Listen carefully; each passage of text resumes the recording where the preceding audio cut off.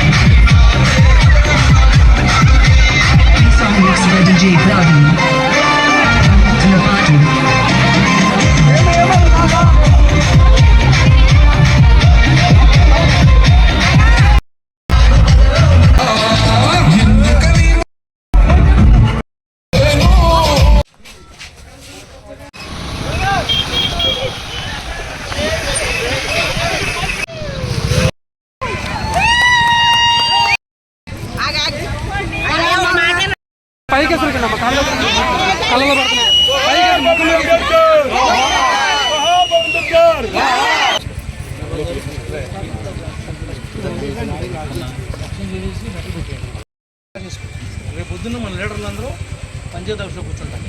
రేపు పొద్దున వచ్చామనుకో ఎక్కడికక్కడ లిస్టులు పట్టుకొచ్చేస్తారా, మొత్తం ఆన్లైన్ చేసేయండి.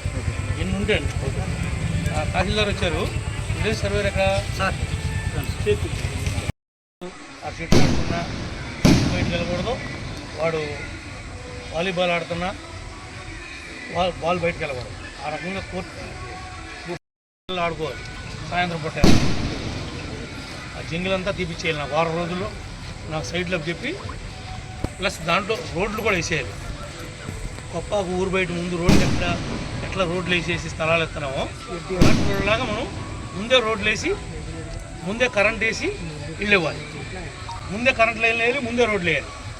వాడు ఇమీడియట్లీగా ఒక 15 రోజులు 20 రోజులు మొదలెట్టినట్టు ఉండాలి ఇల్లు. అలా ప్లాన్ చేయండి. ఎదురొస్తే చిరుతప్పుడే మన చింతమనేని, ఎదురొస్తే చిరుతప్పుడే మన చింతమనే.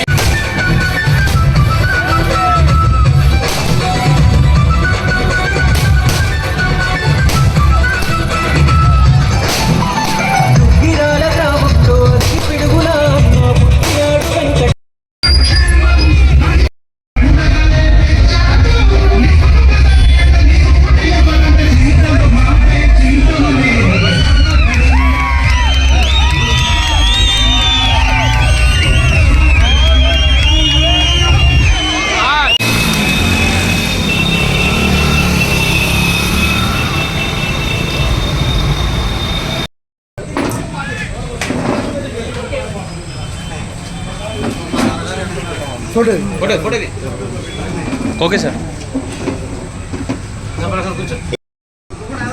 చెప్పు ఎమ్మెల్యే గారు చెప్పు.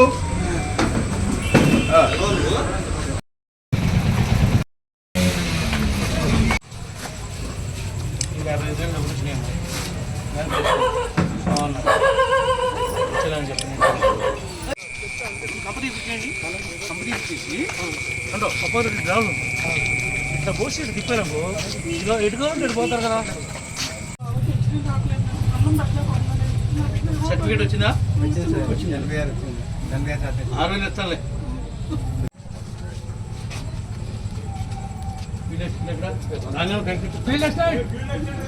కనిపిస్తాను.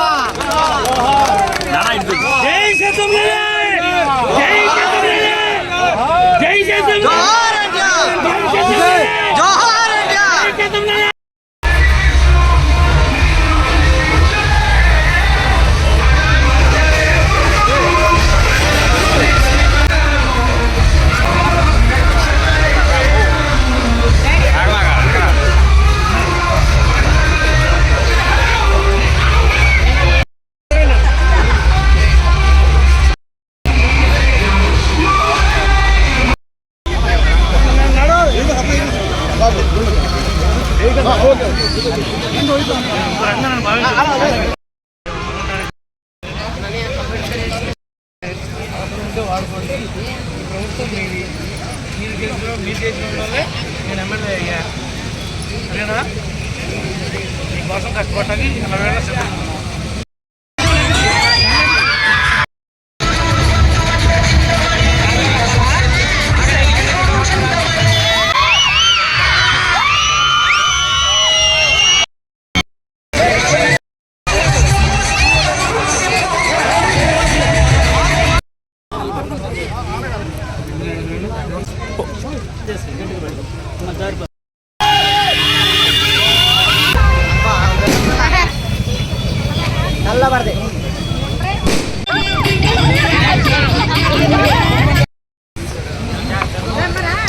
జోహార్ ఎన్టీఆర్, జోహార్ ఎన్టీఆర్.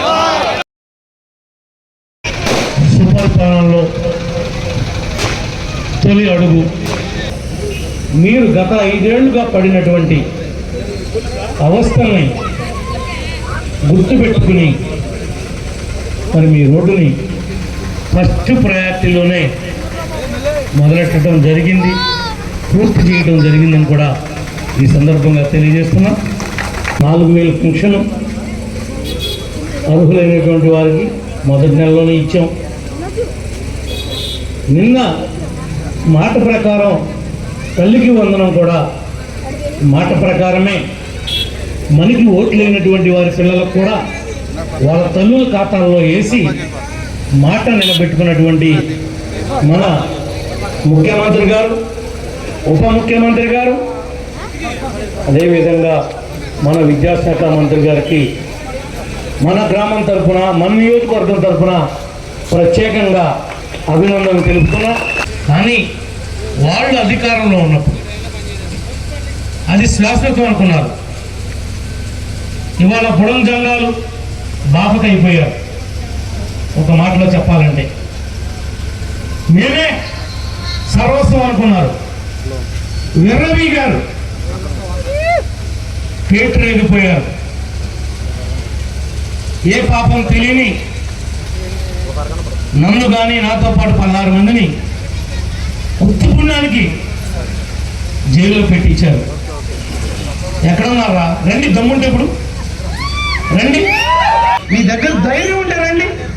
నేను ధర్మం పాటించకపోతే నా రాజేష్కు జరిగిన అన్యాయాన్ని తీర్చుకుందాం ప్రతీకారం అని నేను ఏమాత్రం ఎంట్రీకి వస్తే అవకాశం ఇచ్చినా వాళ్ళ కుటుంబాలు మిగిలేయాలని అడుగుతున్నా. అప్పుడు ప్రజానికం జగన్మోహన్ రెడ్డికి అధికారం ఇస్తే రాజధాని పోలవరం పడకేసింది. రాజధాని ఎక్కడుందో తెలియలా. ఇట్లా కాలం నీళ్ళెళ్ళియా పట్టించుకున్నాడా? కొప్పకి నీళ్ళు ఇచ్చారా? ఏమన్నా ధాన్యం పండిస్తే కొన్నారా? పెన్షన్ రాగానే 3000 ఇస్తా అన్నాడు. మొదటి సంవత్సరం 250 చేతిలో పెట్టి పెంచుకుంటా పోతా అన్నాడు. వాడు 1000 ఇవ్వడానికి 5 ఏళ్ళు పట్టింది. మనము ఇవ్వడానికి 1 నెల లోపిచ్చాం. పార్టీ కూటమి నిజాయితీగా ఉందా లేదా? ఎంతమంది పిల్లలు చదివితే అంతమందికి వేస్తా అన్నాం. మాట ప్రకారం వేసామా వేయలేదా? ఈరోజు వ్యవసాయం చేసేటువంటి ప్రతి వీరేశం లాంటి రైతులకి డబ్బులు ఇవాళ వేసామా లేదా? అన్నదాత సుఖీభావ కింద ఆదుకున్నామా ఆదుకోలేదా?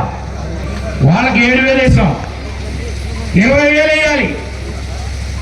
20,000 వేస్తాం. కొత్తగా ఇల్లు నిర్మాణం చేసుకుందాం అనుకుంటున్నారు. ఎస్సీలకి బీసీలకి ఒక్కొక్క గారికి 2,50,000 ఇస్తాం. 2 కోట్లుంటే బాబు కొడుకుంటే, లేకపోతే అక్క కోళ్ళుంటే, లేదు మామ కూతురు అల్లు కోళ్ళు ఉంటే కూడా ఇద్దరు కల్పిస్తా. 5 లక్షలు పెట్టి బ్రహ్మాండమైన ఇల్లు నిర్మాణం చేసుకోండి. ఇది మాటల ప్రభుత్వం కాదు, చేసేది నిజాయితీగా ఉంటుంది, చేసేది చిత్తశుద్ధి ఉంటుంది. మేము బ్రతకడానికి, మిమ్మల్ని కొట్టుకు తినడానికి మేము ఎమ్మెల్యే కాలేదు. మా సర్వస్వం మా బంధువులు ప్రాణం ఉండే వరకు కూడా ఈ ప్రాంతం యొక్క అభివృద్ధి, ఈ చుట్టుపక్కల ఉన్న ప్రజల యొక్క గౌరవం, మర్యాద, దాంతోపాటు ఆకే ఉపాధి, ఉద్యోగాలు, అవకాశాలు కల్పించటమే ఈ కూటమి యొక్క ముఖ్య ఉద్దేశం అని చెప్పి కూడా మీకు ఈ సందర్భంగా తెలియజేస్తున్నాం.